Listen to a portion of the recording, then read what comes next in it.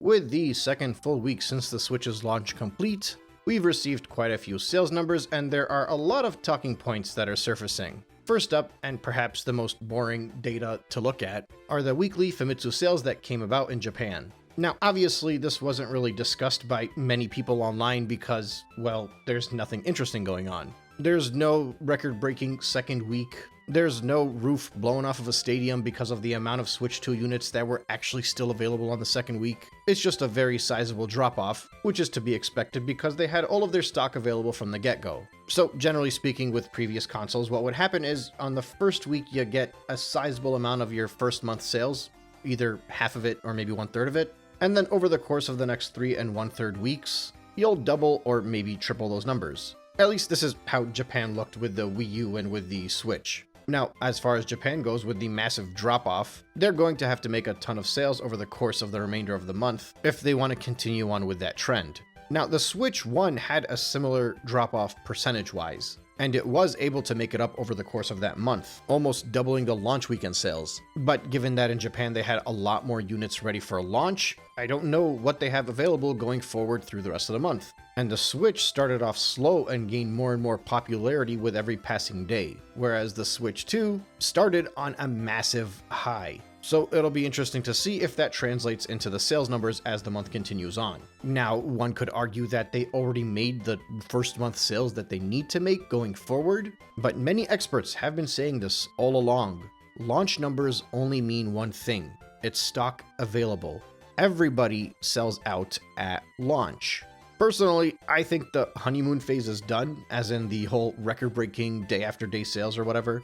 Like, I think they're still going to get these record-breaking numbers, but a lot of it is going to be carried by the first weekend. Because obviously, even if there is demand, the supply, we don't know what the situation is. Did Nintendo just hold back an extra 4 million units? Probably not, but they'll be creating some as time goes on. Realistically speaking, if the drop in Japan is as steep as it is in a location that is on the highest demand per capita of the entire world, I'm expecting percentage-wise those drops might actually be worse everywhere else. But naturally, we're going to have to wait and see how this all pans out. The only thing that seems likely for now is that the whole initial hype, knock your socks off, crazy numbers, record-breaking stuff should be beyond us unless, again, Nintendo just has like a vault of hidden Switch 2s and they're just ready to basically do a second soft launch in a week. Now, granted, this was only one part of the discussion. The other thing that's been going around is the performance of the third parties in the launch window. And look, I think there's a lot of pointless talk here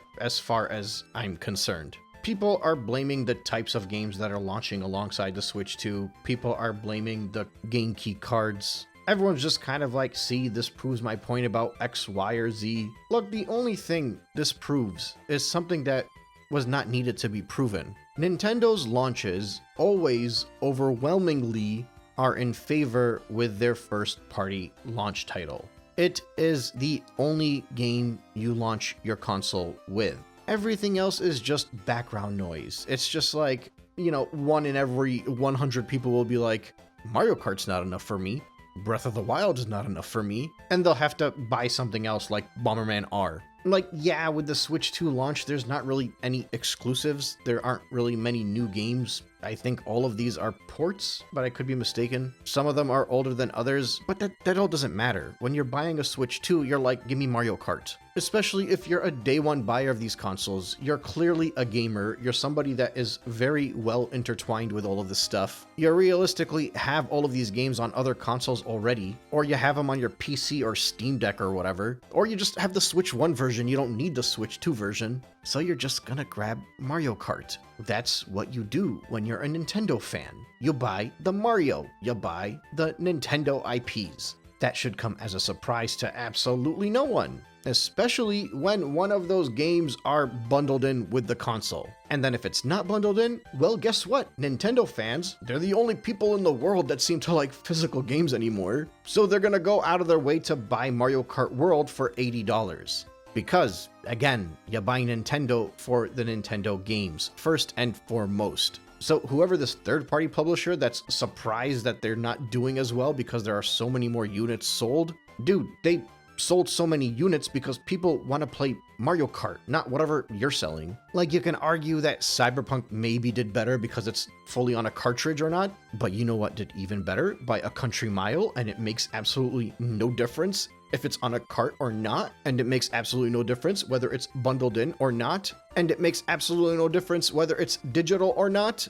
Mario Kart. Nintendo legitimately could have thrown Mario Kart World on a game key card, and I'm willing to put money that it still would have had the most sales out of any launch title in the entirety of the lineup.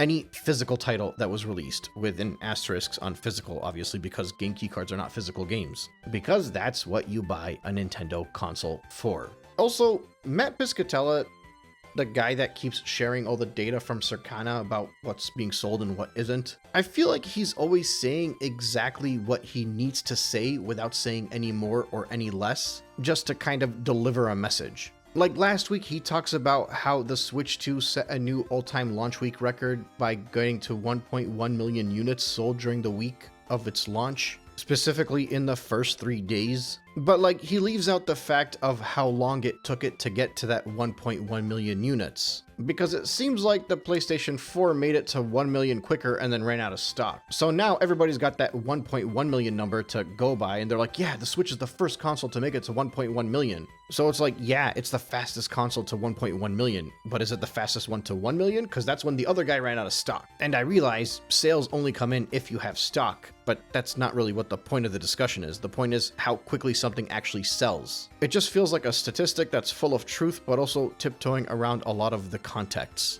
And likewise, now he contributes that the third-party share of the Switch 2 software in the US is far better than it was during the Switch 1 launch. But then in the follow-up tweet, he mentions that they reached 40% for the Switch 2, and then for 1 month after the Switch's launch, it was less than 20%. And the problem with that is that we don't have the data for the Switch 1 launch. You are comparing it to an entire month. What if people that buy their Switch 2 at launch specifically are more likely to buy a second game versus somebody that gets their Switch finally 3 weeks later? You're comparing two very different time frames here, and there's a lot more demand and enthusiasm that comes in with those first day launches, with the higher numbers as well, or that first week rather, when you're comparing it over the course of an entire launch month. And I don't know, I mean, he seems like a cool guy and he's always just kind of jumping into the conversation, but then he always closes out with the exact same thing. It's too early to claim the best or worst or this or that or whatever. I just wanted to share this data. But it's also like, you know, the narrative you're setting here by saying the things that you're saying. Like, he knows himself that it is way too early to call this or say that. And he says it himself that it's too early for any of this stuff to properly be analyzed. And he's been saying it since back in early January, where he predicted that the Switch 2 would have an amazing launch and then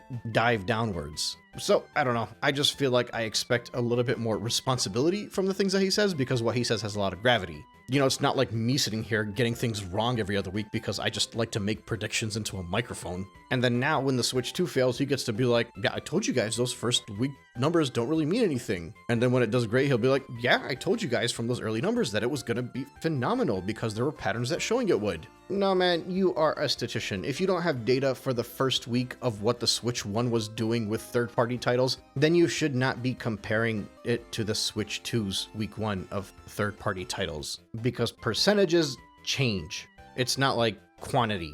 But yeah, I don't know why I'm going after this guy. Like, I'm not actually going after him. I'm just saying that people need to understand what they're reading before they decide to regurgitate it to the entire world. I also think that a lot of people are seeing what he said and assuming that everything else is just negative press. But what he's saying and what others are saying are not two mutually exclusive things. In fact, even what I'm saying is not proven wrong by anything that's mentioned here. These three things could all be facts. Number one, statistically speaking, a very, very high number of people that buy Nintendo consoles buy the Nintendo launch game. That's a fact. Number two, many third parties can feel like they have drastically underperformed on this launch window based off of how many hardware units were sold and how many sales they projected would be made after the console launches. And finally, number three, third-party share of Switch 2 software in the US can be better than it was during the Switch 1's life cycle. All of these things can be very true. As it stands, based off of the first 2 weeks, which is nothing to go by, Overwhelmingly, it seems like the Nintendo consoles are still going to be getting the best sales out of first-party titles by a drastic margin. If these patterns continue, you can be certain third parties will shy away from the Switch 2, just like they did with previous consoles. The question is whether or not these patterns will continue, and we don't know if they will or not until we actually get some brand new and exclusive games that make people with multiple consoles feel like they rather play it on their Switch 2. I don't think they're going to be the most successful console for third-party companies because I think most people will play them on their PC or their PlayStation 5 or whatever else they're using, Steam Deck. But that's just me thinking. So we'll have to wait and see. Either way, I just wanted to discuss that for a bit. But speaking of PC, guess what? I told you guys I was buying one. Well, many of you were very helpful. I got comments, I got emails, I screenshotted a crap ton of stuff, I did a whole lot of research, and I kind of went based off of what I was seeing repeated the most throughout the comments to make some hopefully informed decisions. And then, just like many of you recommended, I used that PC Parts Builder website to put something together. And after all of that was done, and I pretended that I was a genius, I sent it to one of my friends that works in tech, who also happens to be extremely smart at finding good deals, to cross-reference everything and make sure I was getting the best deal I could, which ended up seeing me make a trip to Micro Center, just like many of you had recommended, where I was able to grab everything that I needed in addition to what I already had. And that was the hard part, spending the money.